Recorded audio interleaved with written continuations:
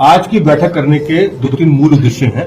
पहला उद्देश्य तो ये है कि हम अपने अधीनस्थों से फेस टू फेस बात विस्तार से करना चाह रहे थे और उसमें बातचीत करने के क्रम में ये जानने की कोशिश कर रहे थे कि हमारे अधीनस्थ जो हैं वो अपने काम जो है अच्छे से कर पा रहे हैं, नहीं कर पा रहे, किस तरह से उनके कामों को और अधिक जो है उसमें गुणात्मक सुधार किया जाए, उनको अगर कोई समस्याएं आ रही हैं तो वो समस्याएं सुन के उनका किस तरह से निराकरण किया जाए और इसके अलावा जो हमारी आबादी की अपेक्षाएं हैं उन अपेक्षाओं को कैसे जो है वो पूरा किया जाए। अंत में हम लोगों ने जो यहाँ पर अपराध के कांड हुए हैं, संवेदनशील कांड हुए हैं, महत्वपूर्ण कांड हुए हैं, उन पर केस बाय केस भी स्टडी करके और ये आकलन किया कि 90% केसेस में गिरफ्तारियां और उद्भेदन हो चुके हैं। कुछ इक्का दुक्का कांड ऐसे हैं जो बहुत महत्वपूर्ण भी है, जिनमें अभी उद्भेदन नहीं हुआ है, उसमें क्या उद्भेदन करने में जो है उसमें क्या क्या और स्टेप लिए जाए उस पर पूरी विस्तार से चर्चा।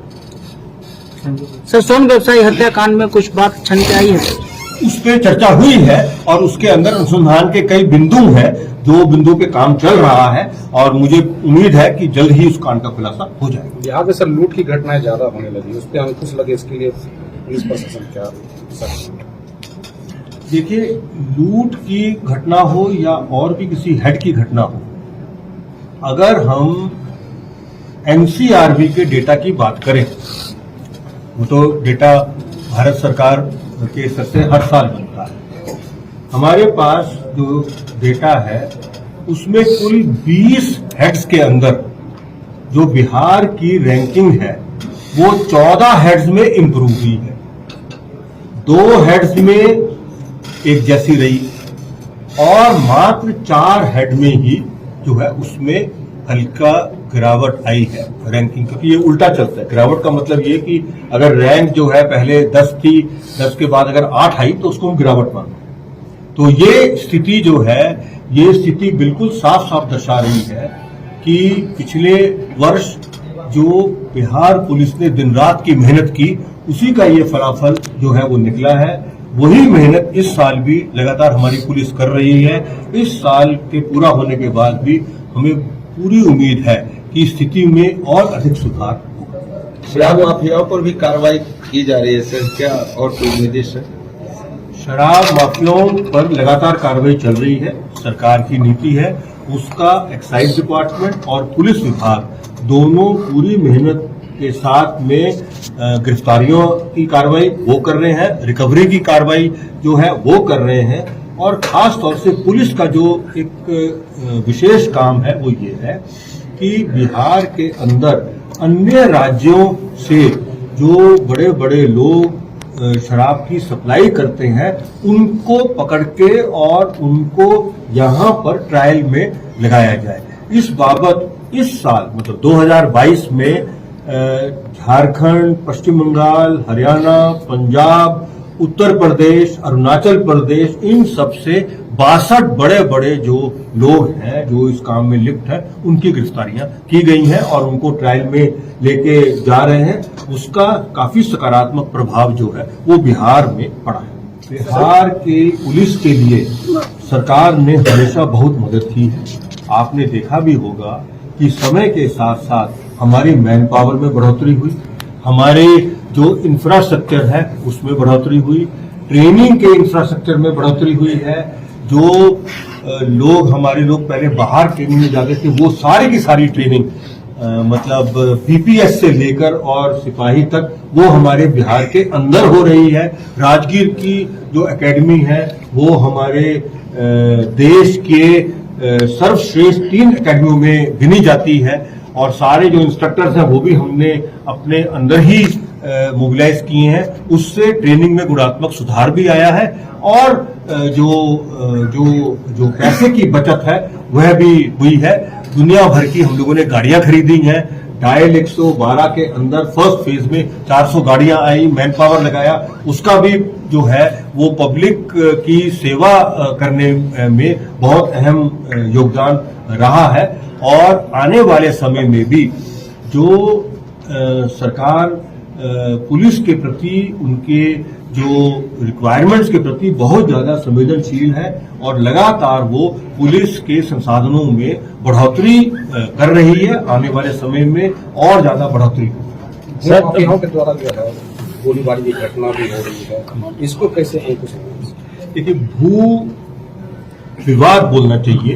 भू विवाद जो है वो यहाँ की एक बड़ी समस्या है और उसका कारण ये है कि जो भू विवाद के रिकॉर्ड्स हैं वो रिकॉर्ड्स या तो रेवेन्यू अथॉरिटीज के पास रहते हैं और या भू विवाद के जो मामले हैं वो न्यायालय से सलटाए जाते हैं।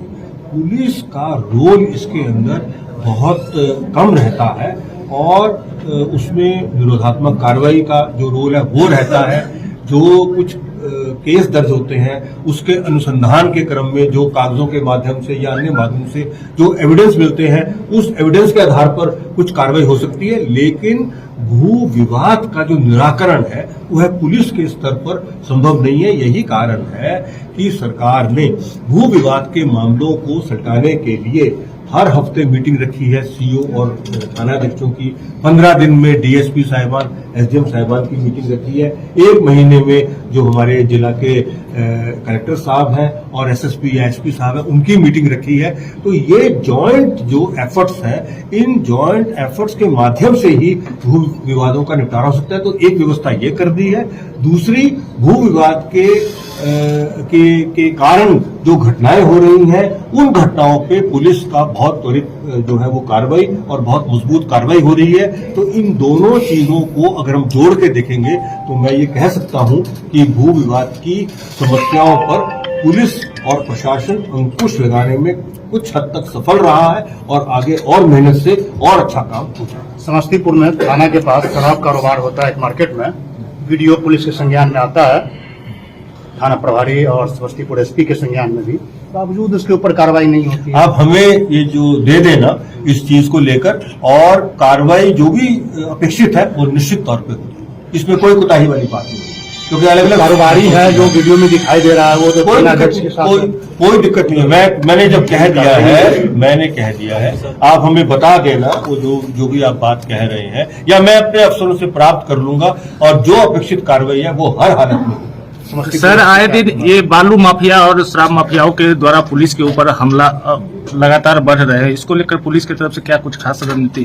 इसमें जो है, जो चाहे बालू की समस्या है या शराब की समस्या तो थोड़ी बड़ी है और इसमें पुलिस का काम चलता रहता है और उस काम करने के क्रम में कुछ घटनाएं जो है वो जरूर सामने आई हैं, लेकिन तब जो है हर महीने जो हम रिव्यू करते हैं और जो आंकड़े इकट्ठे करते हैं, मॉनिटरिंग करते हैं, उसमें एक हेड जो पुलिस पे हमला होने के फलस्वरूप जो लोग पकड़े जाते हैं या पकड़े जाने चाहिए उनकी मॉनिटरिंग पूरी मुख्यालय स्तर पर होती है।